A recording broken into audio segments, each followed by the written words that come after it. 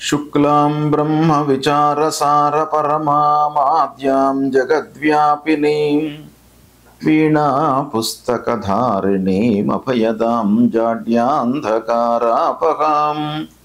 हस्ते स्फाटिकमालिकां विदधतीं पद्मासने संस्थितां वन्दे तां परमेश्वरीं भगवतीं बुद्धिप्रदां शारदां।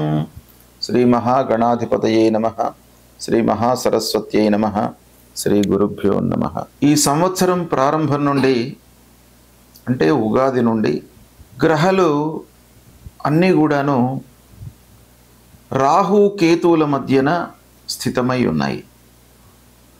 అంటే కాలసర్పయోగంగా మన సనాతన ధర్మము, ప్రాచీన గ్రంథాలు, జ్యోతిష్శాస్త్ర గ్రంథాలన్నీ కూడాను చెప్తున్నాయి. కనుక ఈ సమయంలో అంటే కాలసర్పయోగము సంభవిస్తున్నటువంటి సమయంలో చాలా అనర్థాలు దేశవ్యాప్తంగా, రాష్ట్రవ్యాప్తంగా, ప్రపంచవ్యాప్తంగా జరిగే అవకాశాలు చాలా ఉంటాయి అనేటువంటి విషయం మనకు శాస్త్రం చెప్తుంది. అనుభవం లోపల కూడాను మనము చూస్తూనే ఉన్నాము.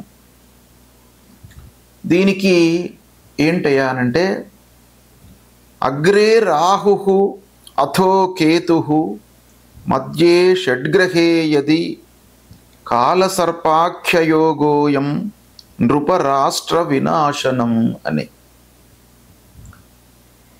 రాహువు కేతువు మధ్యన 6 గ్రహాలు ఉన్నట్టయితే ఇది దేశారిష్ట యోగంగా పరిగణించబడుతుంది. రాహు కేతువుల మధ్యన 6 గ్రహాలు, ఇందులో చంద్రుడిని మినహాయించారు. మిగతా 6 గ్రహాలు రాహువు కేతువు 8, చంద్రుడిని కలుపుకున్నట్టయితే 9 అవుతుంది. అయితే ఇందులో రాహు కేతువుల మధ్యన 6 గ్రహాలు ఉన్నట్టయితేనే కాలసర్ప యోగముగా పరిగణించబడింది. యోగము అనంటే ఏంటి? గ్రహాల యొక్క కలయిక. అంటే ఈ గ్రహాలు రాహు కేతువులతో బంధింపబడి ఉండడము, ఇది కాలసర్ప యోగము. ఇలా ఉన్నప్పుడు, ఈ యోగము సంభవించినప్పుడు పరస్పరము రాజులు అంటే పరిపాలకుల మధ్యన అగాధం ఏర్పడము, వైరుధ్యాలు కలగడము, తర్వాత యుద్ధము, ప్రజానష్టము, వాతావరణ సమస్యలు, భూకంపాలు, ఇలా ఎన్నో అనర్థాలు జరుగుతాయి అని చెప్పేసి శాస్త్రం మనకు చెప్తూ వస్తూనే ఉన్నది. అయితే ఇందులో ఈ కాలసర్ప దోషం లోపల కూడాను అంటే కాలసర్ప యోగం లోపల కూడాను మనకు ఖచ్చితంగా అంటే రాహువుతో మిగతా గ్రహాలు కూడాను కలిసి ఉన్నప్పుడు, అంటే ఈ సంవత్సరము ఉగాది రోజున రాహువు మీనరాశిలో ఉన్నాడు. అదే సమయంలో శని కూడాను ఉన్నాడు. తర్వాత రవి, బుధులు అందరూ కూడాను మీనరాశిలో ఉండడము, షడ్గ్రహ కూటము ఏర్పడము, ఇదంతా కూడాను జరిగింది. దాని ప్రభావంతో యుద్ధం ప్రారంభం కావడము, ఇలాంటివన్నీ కూడాను మనము చూస్తూనే ఉన్నాము, మన అనుభవంలోకి వస్తున్నాయి. మే 18వ తారీఖు నుండి జూన్ 27వ తారీఖు వరకు రాహు కేతువుల మధ్యన ఎక్స్క్లూజివ్గా అంటే కేవలము రాహు కేతువుల మధ్యనే మిగతా గ్రహాలన్నీ కూడాను ఇమిడి ఉన్నాయి. ఇది చాలా ప్రమాదకరమైనటువంటిది. దానికంటే కూడాను అంటే రాహువుతో పాటు శని, సూర్యుడు, బుధుడు కలిసి మీనరాశిలో ఉన్నప్పుడు ఆ ఏర్పడినటువంటి యోగం కంటే కూడాను మే 18 నుండి 27 జూలై వరకు ఏర్పడేటువంటి యోగము ఇది చాలా ఎక్స్క్లూజివ్గా కాలసర్పయోగంగా మనం పరిగణిస్తాం. అంటే రాహు కేతువుల మధ్యనే మిగతా గ్రహాలన్నీ ఉన్నాయి. ఇక్కడ రాహువుతోని కానివ్వండి, కేతువుతోని కానీ గ్రహాలు కలిసి లేవు. కనుక ఇది ప్రబలమైనటువంటి కాలసర్ప యోగంగా మనం చెప్పుకోవచ్చును. అయితే ఈ కాలంలో అంటే 18 మే 2025 నుండి 27/7/2025 వరకు ఈ కాలసర్పయోగం ఉంది. ఇందులో 7 జూన్ రోజున అంగారకుడు కేతువుతో కలుస్తూ ఉన్నాడు. అంగారకుడు కేతువుతో కలవడం కూడాను మంచి యోగం కాదు ఇది. అయితే దీన్ని కూడాను మనము కాలసర్పయోగం కింద పరిగణించినట్టయితే 18 మే నుండి 27 జూలై వరకు ప్రపంచవ్యాప్తంగా అరిష్టాలు, యుద్ధాలు, దేశవ్యాప్తంగా, రాష్ట్రవ్యాప్తంగా ప్రజా సంక్షోభము, వాతావరణంలో ఇబ్బందులు, భూకంపాలు, వైషమ్యాలు, పరస్పర కలహాలు ఇవన్నీ కూడాను జరిగేటువంటి అవకాశాలు బాగా కనబడుతున్నాయి. అయితే ఇందులో ఒక శుభ సూచకం ఏంటంటే ఈ కేతువు సింహరాశిలో ఉన్నాడు, కుంభరాశిలో రాహువు ఉన్నాడు. అంటే రాహువు కుంభరాశిలో ఉండడము, శనీశ్వరుడి యొక్క రాశిలో రాహువు సంచరించడము కొంతవరకు ఈ యోగాన్ని అరికట్టేటువంటి అవకాశాలు ఉన్నాయి. అంటే అనర్థము, ప్రజానష్టము, ధన నష్టము, ఆర్థికమైన ఇటువంటి ఇబ్బందులు ప్రపంచవ్యాప్తంగా ఎదురైనప్పటికీ ఈ కుంభరాశిలో సంచరించడం మూలకంగా కొన్ని ఇబ్బందులు తలెత్తేటువంటి అవకాశము కనబడుతుంది.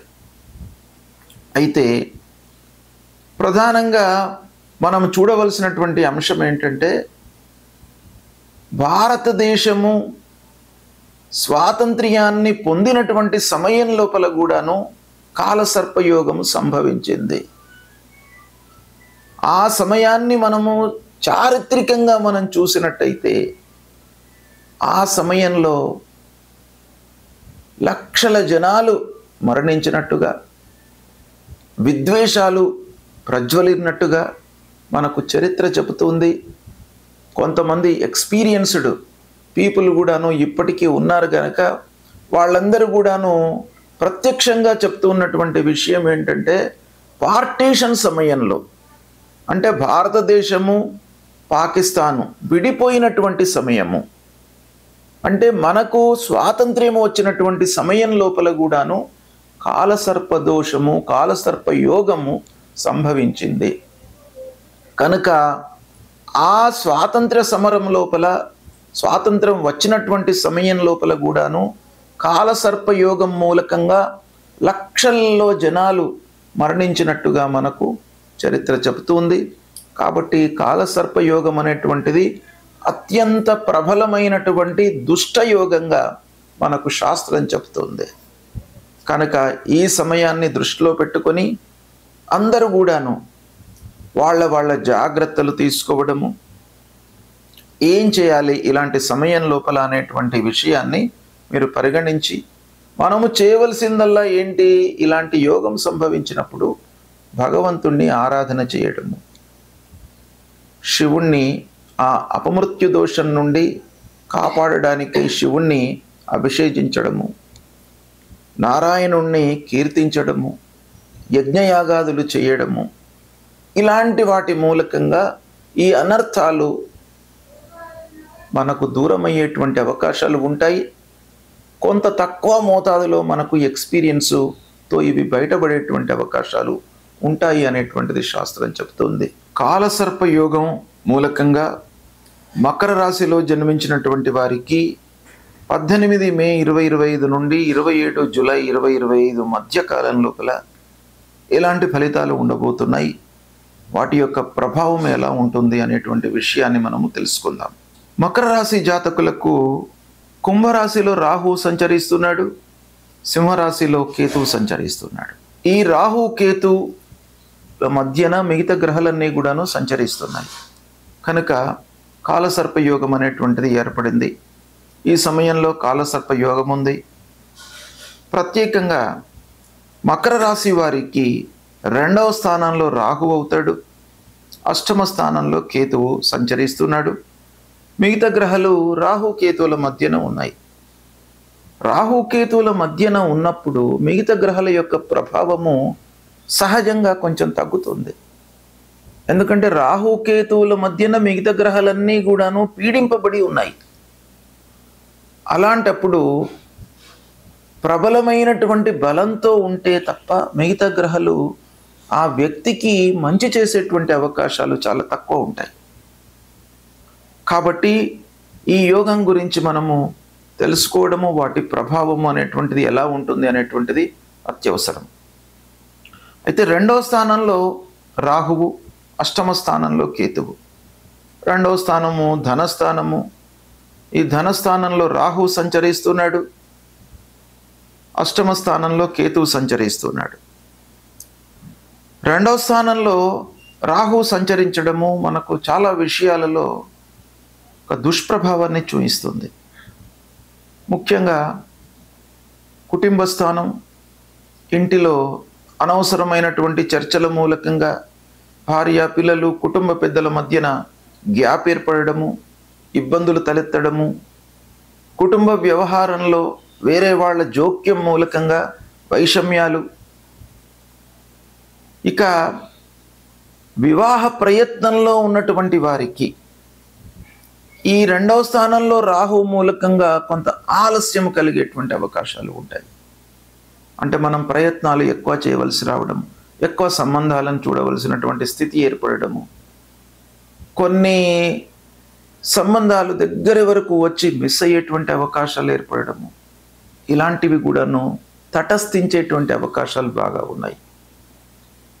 మనము మాట్లాడేటువంటి విధానం మూలకంగా కొన్ని పనులు చెడిపోయే అవకాశాలు కూడాను ఉన్నాయి. కాబట్టి ఈ 2వ స్థానంలో రాహు ఉన్నప్పుడు మీరు ప్రత్యేకంగా మాటను జాగ్రత్తగా డెలివర్ చేయాలి. ప్రతి వాళ్ళతో మాట్లాడుతున్నప్పుడు మీరు బాగా ఆలోచించాలి, నేను ఏం మాట్లాడుతున్నాను, ఎదుటివాడు ఏమైనా హర్ట్ అయ్యేటట్టుగా నేను మాట్లాడుతున్నానా, దాని ప్రభావం తప్పకుండా ఉంటుంది. మనం చేసేటువంటి కర్మ పైననే రిజల్ట్ ఆధారపడి ఉంటుంది, మనకు శాస్త్రం చెప్తుంది. కాబట్టి మనము మాట్లాడుతున్నప్పుడు, ముఖ్యంగా 2వ స్థానంలో రాహు సంచరిస్తున్నప్పుడు మీరు మాట్లాడే విధానం బాగా ఉండాలి. అది ఆకస్మికంగా మీకు ఏమవుతుంది, మీకు తెలియకుండానే మీరు పరుషమైనటువంటి పదజాలాలను ఉపయోగించి ఎదుటి వాళ్లను హర్ట్ చేసేటువంటి అవకాశాలు ఉన్నాయి. తద్వారా ఎదుటివాడు మీకు అనర్థాన్ని కలిగించేటువంటి అవకాశాలు కూడాను వైస్ వర్స ఉంటుంది. కాబట్టి మీరు చాలా జాగ్రత్తగా మాట్లాడాలి అనేటువంటి విషయం ఇక్కడ మనకు 2వ స్థానంలో సంచరించడం మూలకంగా తెలుస్తుంది. డబ్బు విషయం లోపల ఆటంకాలు, రావాల్సిన డబ్బు రాకపోవడము, వ్యాపారస్తులకు కానివ్వండి, ఉద్యోగస్తులకు కానివ్వండి, అందరికీ కూడాను ఆర్థికపరమైనటువంటి ఇబ్బందులు తలెత్తే అవకాశాలు ముఖ్యంగా ఈ సమయంలో కనబడుతున్నాయి. ఆకస్మికంగా కొన్ని పనులు జరిగే అవకాశాలు ఉన్నాయి. అంటే మీరు బ్లైండ్గా పెట్టుబడులు పెట్టడం మూలకంగా కొంత నష్టం వాటిల్లే అవకాశం. వీటన్నిటితో మీ లోపల ఒక భయము, భ్రాంతి, ఆందోళన ఏర్పడేటువంటి అవకాశాలు బాగా కనబడుతున్నాయి. కాబట్టి ఈ మకర రాశి జాతకులకు ధనస్థానంలో సంచరించడము కొంత నెగిటివ్ ఎఫెక్ట్ ఇస్తుంది.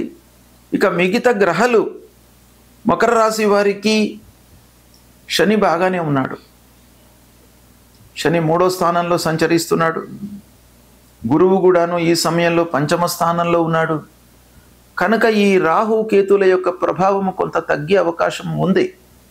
అయితే రాహు కేతువుల మధ్యన ఈ గ్రహాలన్నీ ఉన్నాయి కాబట్టి ఈ గ్రహాల యొక్క ప్రభావము అంటే మంచి ఫలితం కూడాను కొంత తగ్గే అవకాశం ఉంటుంది.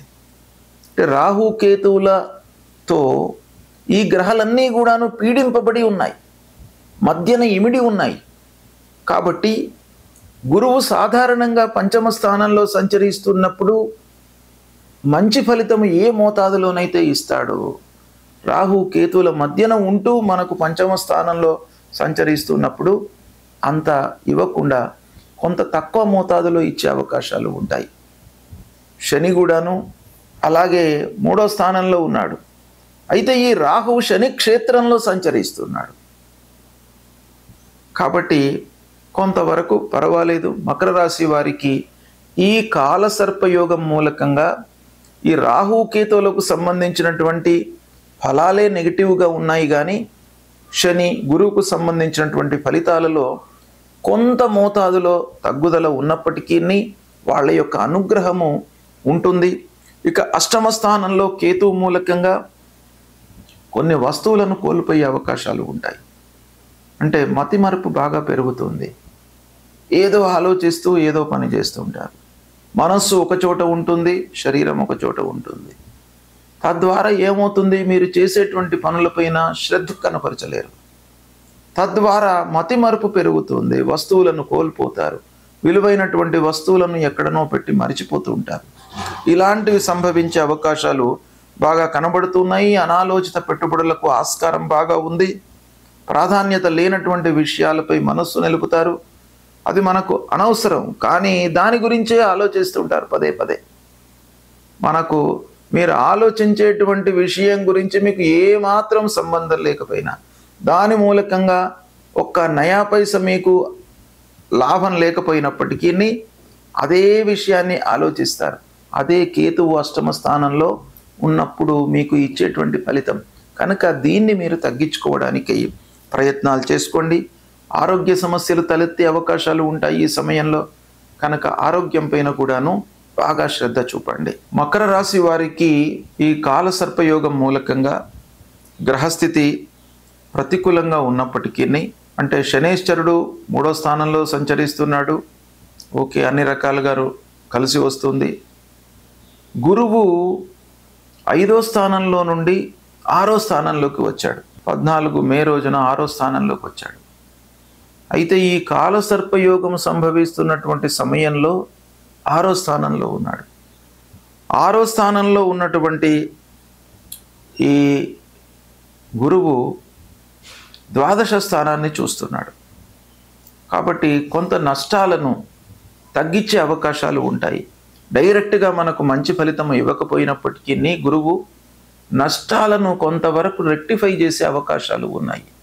కాబట్టి కొంత జాగ్రత్తలు తీసుకున్నట్టయితే ఈ రాహుకేతువుల మూలకంగా కలిగేటువంటి దుష్ప్రభావము తగ్గే అవకాశము ఉంది. కాలసర్పయోగం మూలకంగా జనించేటువంటి దుష్ప్రభావాల నుండి దూరం కావడానికి రాశులలో జన్మించినటువంటి వాళ్ళు, ముఖ్యంగా రాశిపరంగా మనము జన్మించినటువంటి రాశికి అర్ధాష్టమ స్థానము, అష్టమ స్థానము, ద్వాదశ స్థానము, జన్మస్థానము, ద్వితీయ స్థానము, ఇలా ప్రతికూలమైనటువంటి స్థానాలలో రాహు కేతువులు సంచరిస్తున్నప్పుడు ఆ గ్రహాల యొక్క సంచారాన్ని నిర్వీర్యం చేసుకోవడానికి, అంటే ఆ గ్రహాలను ప్రీతి చేసుకోవడానికి మనము ఏం చేయాలి అనేటువంటి విషయాన్ని మనం చూసినట్టయితే 2 స్టెప్స్ మనం తీసుకోవాలి. ఒకటి, ముఖ్యంగా ఆ గ్రహాల మూలకంగా ఏమి దుష్ప్రభావం కలుగుతుంది, దాన్ని మనం ఫిజికల్గా ఎలా అధిగమించాలి, వాటికి మనం ఏం చేయాలి అనేటువంటిది మనము చేసుకోవలసినటువంటి మొదటి స్టెప్. రెండవది, భగవంతుడి యొక్క అనుగ్రహం కొరకై పరిహారాలు చేసుకోవడం. ఈ గ్రహాలు ప్రతికూలంగా ఉన్నప్పుడు మనం భగవంతుణ్ణి కీర్తించడము, భగవంతుణ్ణి స్మరించడము, భక్తితో పూజించడము, జపాలు చేయడము, దానాలు చేయడము, వీటి మూలకంగా ఈ గ్రహాలు శాంతిస్తాయి. తద్వారా మనకు దుష్ప్రభావం తగ్గుతుంది. కనుక రాహుకేతువులకు ముఖ్యంగా మూలమంత్రాలను జపించుకోవడము. రాహువుకు సంబంధించినటువంటి మూలమంత్రం అర్ధకాయం మహావీర్యం చంద్రాదిత్య విమర్దనం సింహికా గర్భ సంభూతం తం రాహుం ప్రణమామ్యహం అనేటువంటి మూలమంత్రాన్ని రాహు విషయంలో ప్రతినిత్యం కూడాను జపించుకోవడము, దుర్గామాతను పూజించడము, నాగదేవతను పూజించడము, సుబ్రహ్మణ్య స్వామిని పూజించడము. ఇక కేతు విషయమై ఫలాశ పుష్ప సంకాశం తారకా గ్రహమస్తకం రౌద్రం రుద్రాత్మకం ఘోరం తం కేతుం ప్రణమామ్యహం అనేటువంటి ఈ మూలమంత్రాన్ని చదువుకోవడము.